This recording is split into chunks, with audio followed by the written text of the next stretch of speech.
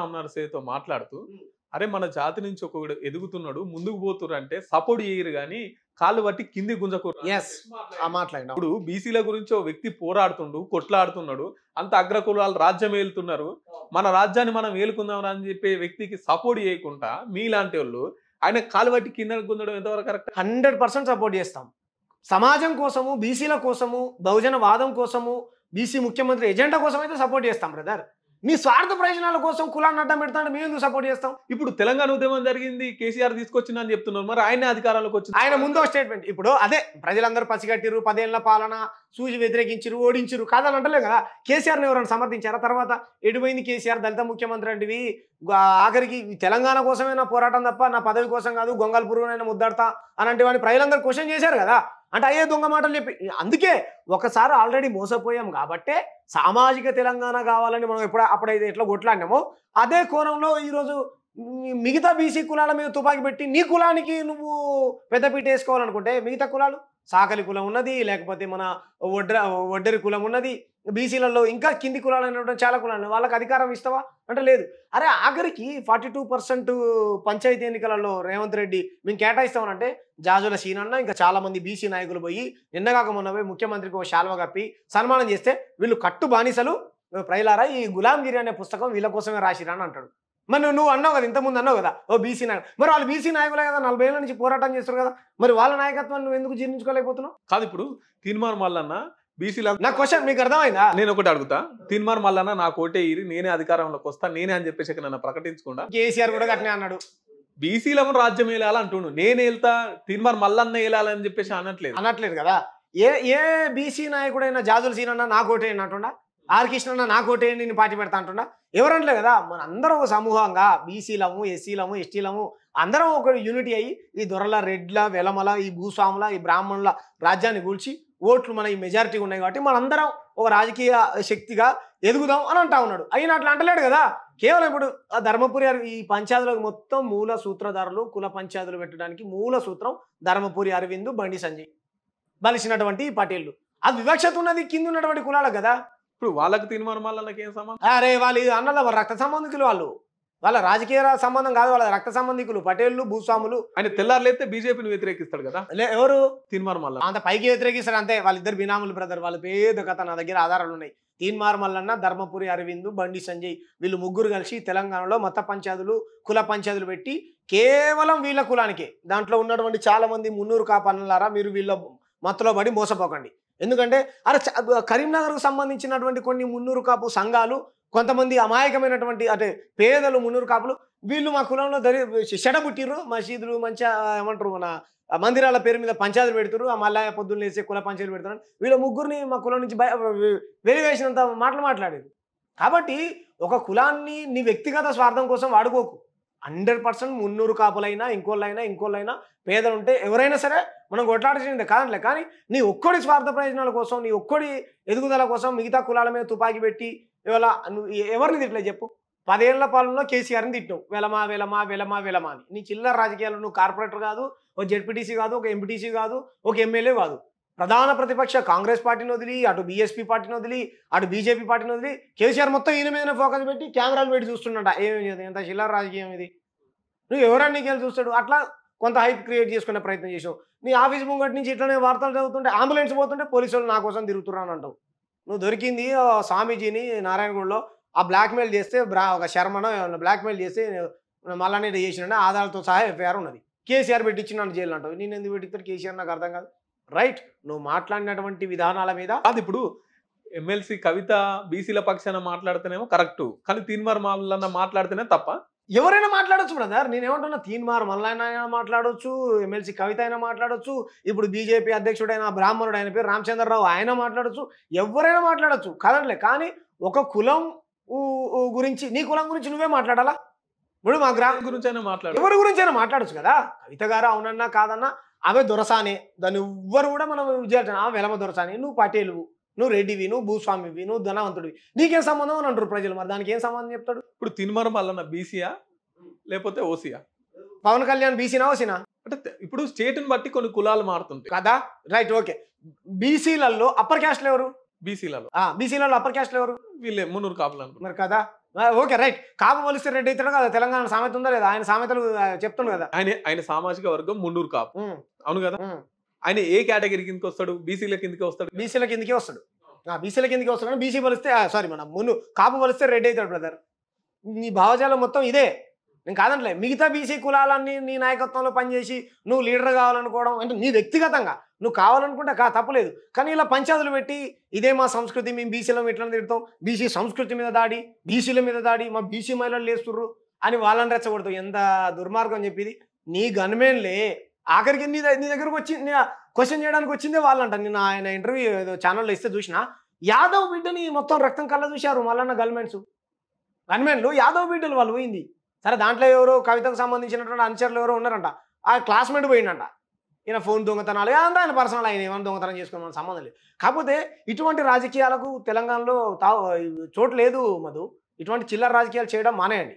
ఎందుకంటే మేము ఎప్పటి నుంచో జాజుల సీనన్నని అరే ఎందుకు అదే సామాజిక వర్గానికి సంబంధించినటువంటి మన సిద్ధేశ్వరన్ ఉన్నాడు.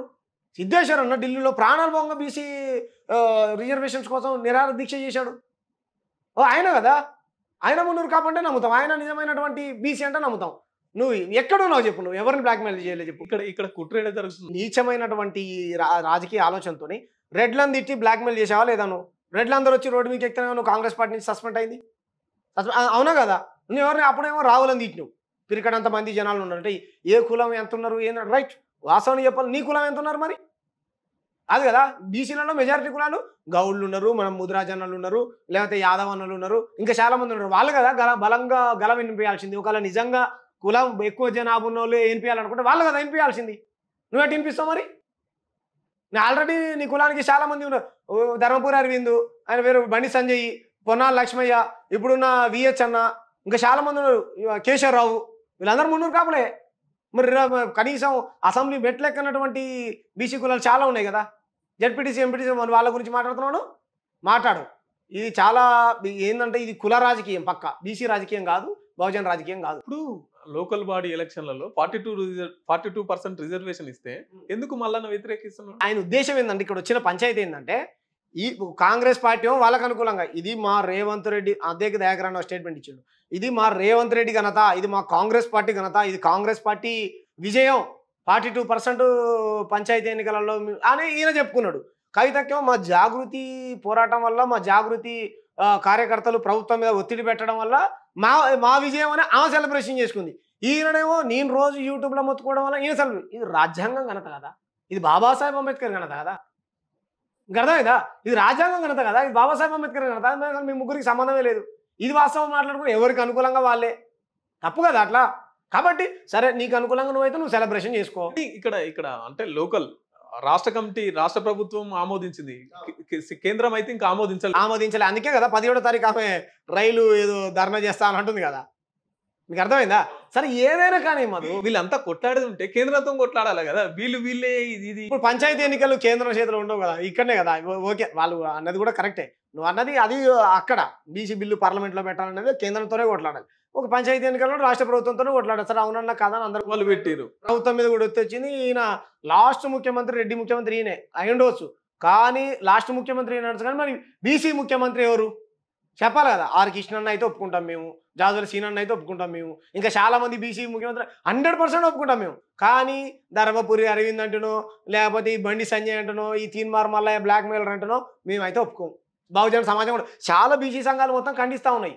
ఈయన కోసం అంటే రోడ్డు మీదకి వచ్చి ఎక్కడికక్కడ కవితక్క బొమ్మలు, దిష్టి బొమ్మలు తగలబెడుతుంటే ఇక ట్రంప్ కూడా అమెరికాలో ఆయన పదవి పక్కన పెట్టి వచ్చి దానిని ఖండిస్తున్నాడు. ఎంత చిల్లర రాజకీయం అది. ఏం నేర్పిస్తున్నారు సమాజానికి? వాస్తవాలు చెప్పాలి, నువ్వు క్వశ్చన్ చేయి.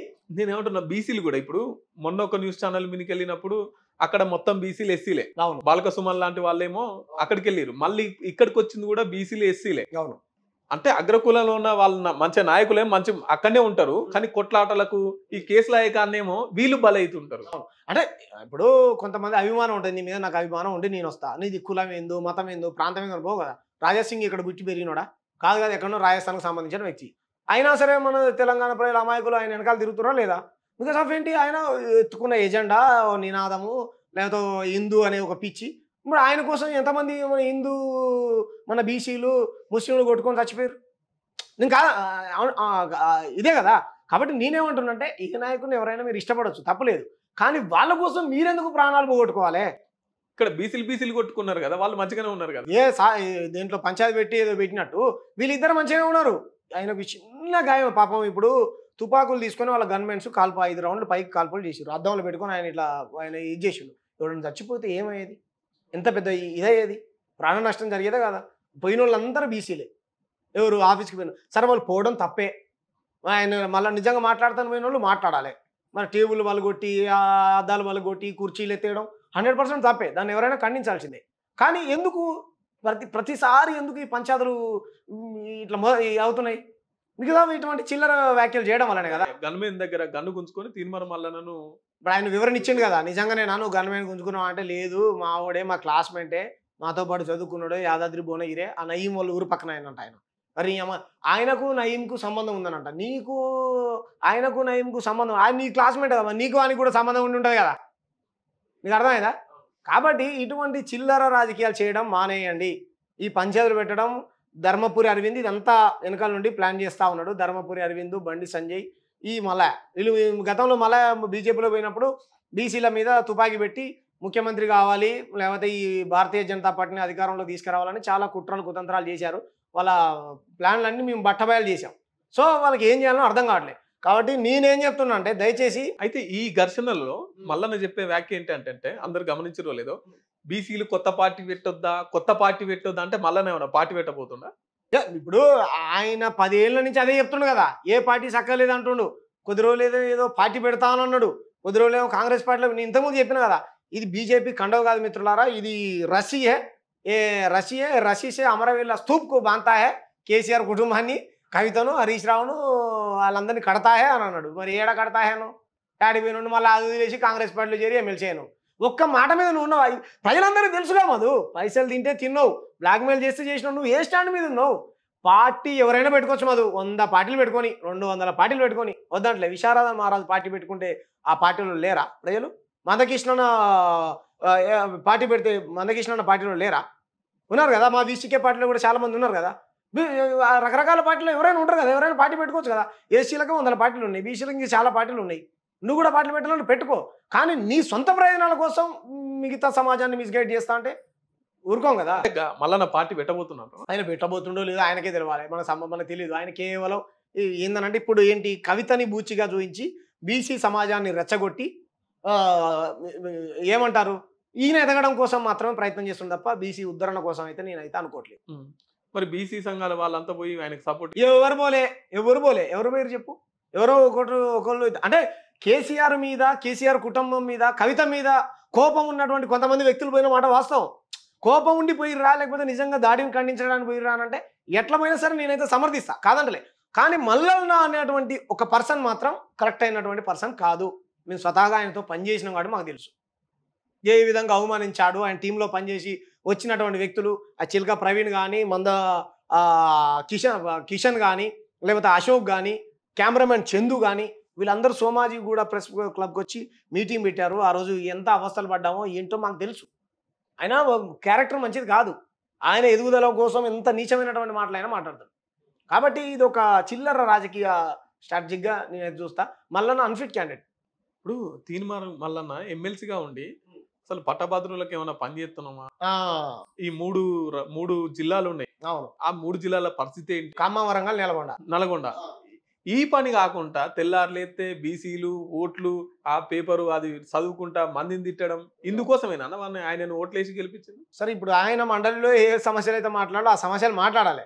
నిన్ను గెలిపించింది ఇప్పుడు ఒక్క మాటలో చెప్పాలంటే ఒక్కటే మొదలు నేను చెప్తున్నా, నిజంగా ఆయనని ప్రజలు ఏమంటారు, నీ మీద విశ్వాసంతో నేను ప్రజలు ఓట్లేసి గెలిపించదు. నువ్వు మండలంలోకి పోయి నిరుద్యోగుల సమస్యల గురించి మాట్లాడడానికి ఇవన్నీ పంచాయతీలు నీకెందుకు?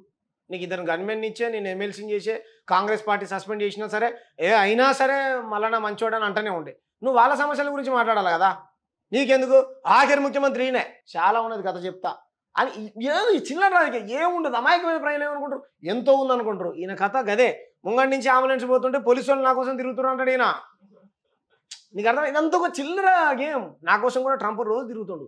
ఇంటెలిజెన్స్ వ్యవస్థ పెట్టి, నిఘా సంస్థలని పెట్టి, తెలంగాణ శ్యామ్ ఏడున్నాడు ఏందన్నది ప్రపంచం మొత్తం అన్ని విమానాలు వేసుకొని తిరుగుతూనే ఉన్నాడు నా ఇంటి చుట్టూ. నిజమేనా? ఎంత హాస్యాస్పదంగా ఉంటుంది నా గురించి నీట చెప్పుకుంటే. కాబట్టి మనం చూసినట్టు నువ్వేం చెప్తున్నావో ఏంటో సమాజం మొత్తం పసిగడుతున్నారు కదా, నీ స్థాయికి తగ్గట్టు మాట్లాడాలి నువ్వు. ఈ స్థాయి ఆర్ కృష్ణన్ ఉన్నాడు కదా, సౌత్ ఇండియాలో అతి పెద్ద బీసీ నాయకుడు. ఆయన అంటే ఒక అర్థం ఉంది, ఆయన ఇప్పటికి కూడా సమర్థించుకుంటుడు, వెనక్కి తీసుకుంటలేడు. ఏదో ఇంటర్వ్యూలు అడుగుతుంటే ఇట్లా మంచం పొత్తు అంటే డబుల్ మీనింగ్ వస్తుంది అంటే ఆమె ఐశ్వర్యరాయ, ఓకే ఆమె ఐశ్వర్యరాయ అంటున్నాడు. మరి అట్లాంటప్పుడు మరి జాగృతి కార్యకర్తలకు కోపం రావడంలో తప్పున్నదా? ఇట్లా మాట్లాడొచ్చా? ఈ సంస్కారమేనా? మీ అయ్యే రాసిండి ఈ పుస్తకాన్ని పలాని బుక్ ఇది చేసింది అని చెప్తా ఉన్నాడు ఆయన. తెలంగాణ సంస్కృతి అంటుండు, తప్పు. నీ మీద కేసీఆర్ గురించి మనకు తెలియదు కాదు, ఆయన పుస్తకం రాయలే, ఆయన పేరుతో ఇంకోళ్ళు అనువాదించి దాన్ని జోడించిర్రు పలాని పేజీలో పలాని నెంబర్లో. నాకు తెలుసు, నేను ఆ పుస్తకం అంతా చదివినా, నాకు తెలుసు ఆ పుస్తకం తెలంగాణ భాష యాస ఎట్లుంటది ఏందన్నది. పొందుపరిచిరు, దీంట్లో తప్పేం లేదు అనేది. పొందుపరిస్తే పొందుపరచవచ్చు మధు, చాలా సామెతలు ఉంటాయి. అయ్యో కేసీఆర్ పలుమార్లు అన్నాడు, తల్లి కూడి పెట్టినాడు చిన్నవాకు చీర ఉంటాడా అని, ఇట్లాంటివి మాట్లాడవచ్చు, తప్పులేదు. కానీ ఒక మహిళతో మాట్లాడేటప్పుడు అవునన్న కాదన్న మహిళ మంచం ఏమన్నట్టును అంటే నీ మంచంలో వచ్చి బండాలి ఆమె, అంతే కదా, ఎంత కోపం వస్తుంది. మాజీ ముఖ్యమంత్రి కూతురు ఆమె అవునన్నా కాదన్నా బీఆర్ఎస్లో బలమైనటువంటి నాయకురాలు, ఓ మహిళ, తెలంగాణ ఆడబిడ్డ, ఆమె పట్ల నాకేం ప్రేమ లేదు కానీ ఆమె ఓకే. అంబేద్కర్ స్టాచ్యూ గురించి ఎంత కొట్లాడింది తెలుసా ఆమె? ఆమె చేయలేదు అవినీతి అంటే చేసి ఉండొచ్చు, నీ దగ్గర ఆధారాలు ఉంటే బయట పెట్టు, అందరూ ప్రపంచానికి మొత్తం తెలుసు. ఆమె జైల్లోకి పోయింది, 6 నెలలు కూర్చొని వచ్చింది, కాదంటలేదు. కానీ నువ్వు ఇట్లా మహిళ గురించి మాట్లాడడం కరెక్ట్ కాదు కదా. కాబట్టి ఈ చిల్లర రాజకీయాలు అనేది మాడుకొని ఎవ్వరు ఖండించట్లేదు, మల్లన్న వ్యాఖ్యలు ఎవ్వరు కూడా సమర్థించట్లేదు, దాడిని అందరు ఖండిస్తున్నారు, నేను కూడా ఖండిస్తున్నా, ఓకేనా. కానీ ఈ చిల్లర మనకు నీకు గింతే, ఈ పెన్ను సైజు ఎంత ఉన్నది, ఈ పెన్ను సైజు దెబ్బ జరిగితే నీ 4 కిలోల కట్టు కట్టుకొని వచ్చిండు మనోడు. తప్పు కదా పాపం. ఆ పిల్లలు చూడండి మీరు, బీఆర్ఎస్ జాగృతి వాళ్ళకు ఆ యాదవ్ల పిల్లలకి మొత్తం రక్తం అంతా, ఆ క్యూ న్యూస్ ఆఫీస్లో పడ్డ రక్తం అంతా ఎవరిది అనుకుంటున్నావు?